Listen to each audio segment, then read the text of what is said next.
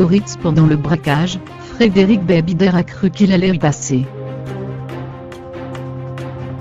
Il était environ 18h, ce mercredi, quand 3 hommes encagoulés et armés, ont fait leur entrée dans le Ritz, le célèbre palace de la place Vendôme. À ce moment-là, Frédéric Beigbeder était en train de goûter un délicieux Moscow Mule préparé par le chef barman de l'hôtel, dont il devait réaliser une interview pour le Figaroscope.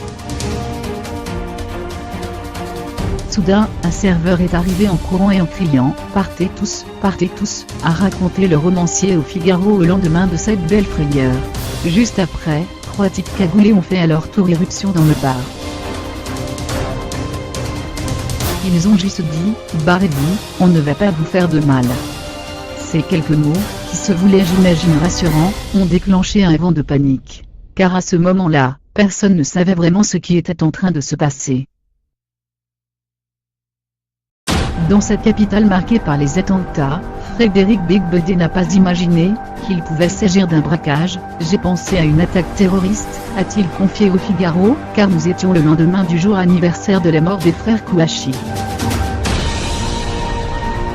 Accompagné de son attaché de presse, il a vite quitté le bar Hemingway. Je connais bien les lieux et j'ai préféré trouver refuge vers les sous-sols. Là, on s'est retrouvés enfermés dans les toilettes en ne faisant aucun bruit, a-t-il raconté. On essayait de retenir notre souffle, de ne plus respirer.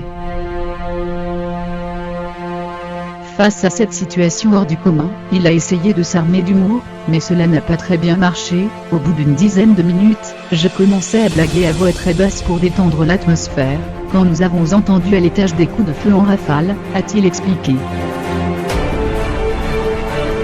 J'ai aussitôt pensé à un attentat du type Bataclan. J'imaginais qu'on allait se faire tuer un par un, qu'on allait tous y passer.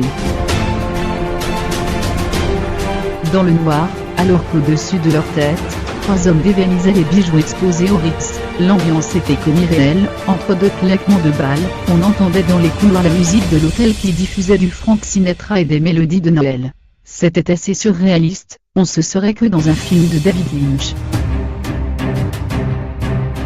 Heureusement, l'attaché de presse de Frédéric Beigbeder a fini par apprendre, en recevant un SMS de son mari journaliste, qu'il ne s'agissait pas d'une attaque terroriste.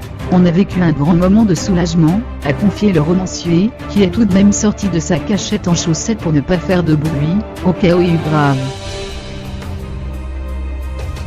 Ce n'est qu'une fois qu'un policier lui a confirmé que tout était terminé, qu'il a retrouvé son flegme habituel. Il est donc retourné au bar pour terminer son cocktail, dont le goût avait légèrement changé à cause des gaz lacrymogènes de la police. Un doux parfum de braquage qui aurait donné un côté plus pimenté à son breuvage. Point.